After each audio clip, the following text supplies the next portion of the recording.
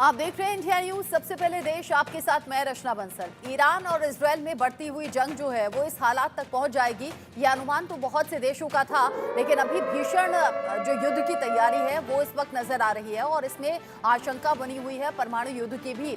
Israel ने जिस तरीके से एक के बाद एक लेबनान में हमला किया है, बेरूत में 2 अलग अलग जगहों पर बमबारी की खबर है।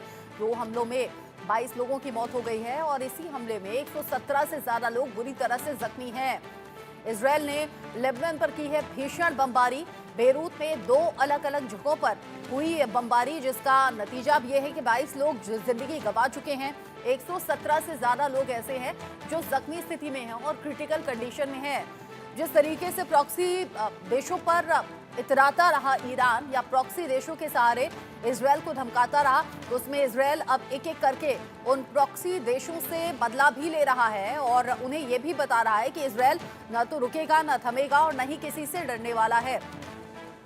इन सब के बीच में इजरायल के रक्षा मंत्री गैलेंट की बड़ी धमकी भी सामने आई है। इजरायल देगा ईरान के हमले का घातक जवाब, क्योंकि रह रहकर ईरान ने कोशिश की है इजरायल को नुकसान पहुंचाने की। ऐसे में गैलेंट कह रहे हैं कि इन हमलों का जवाब होगा और माकूल तरीके से दिया जाएगा। हमला घातक, सटीक और हैरान करने वाला होगा।